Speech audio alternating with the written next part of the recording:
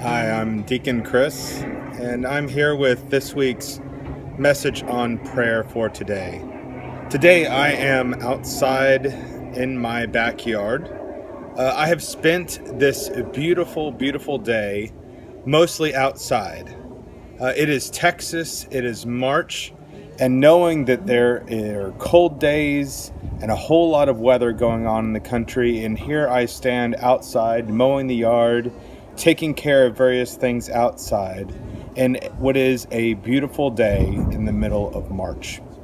Now, this is one of those days that I have to admit, it is very easy for me to feel thankful. It's very easy for me to be thankful of the blessing of having a home, of the blessing of having a yard, of the blessing of have things that I can enjoy days like today.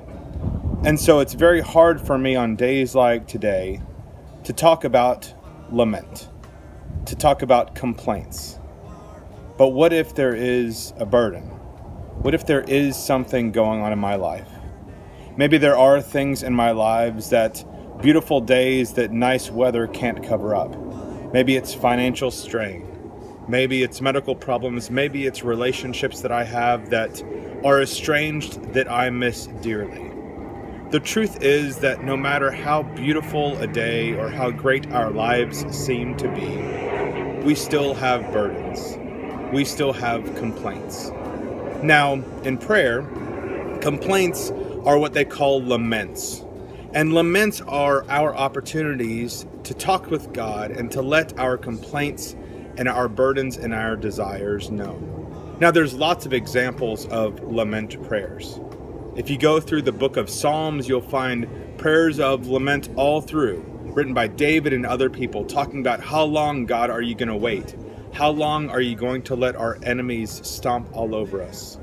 In our readings last Sunday, we heard of Abram, who had been longing so much for a child, and God had promised this child, and Abram had been so excited, but he had spent years and years and years waiting for God to fulfill this promise.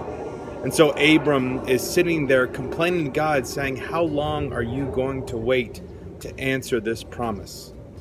In the New Testament, we have Paul, one of the greatest writers of all of our New Testament books, and he talks about this thorn that he has, this thorn that he has asked God over and over and over to remove, and yet God never seems to remove it.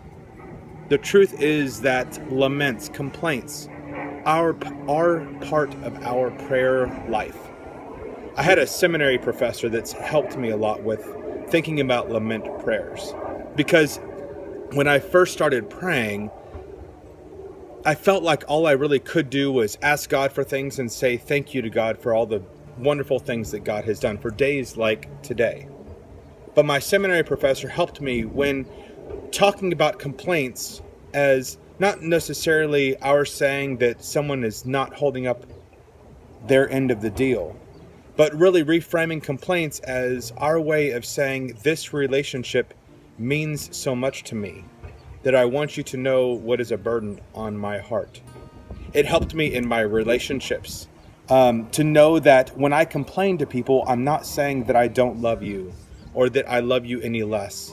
What I'm saying to them is that I value this relationship enough to confront this need, enough to make this complaint known, because it is deeply important for me to have this relationship. You see, complaining, lamenting in relationship means that we care about that relationship. So as we journey down this Lenten prayer challenge as a congregation, as we are praying for not only ourselves, but our prayer partners and others in our congregations, let lament also be part of our prayer life. Let us take our complaints and those complaints of others that we know to God.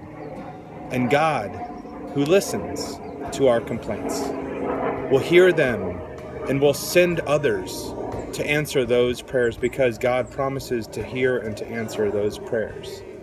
But at the same time, know that others are making their complaints and their laments known. And so God may also ask you to be that person that answers someone else's lament. This is what prayer and what our relationship with God is all about. Blessings as you continue in this Lenten prayer journey. wipe away our tears.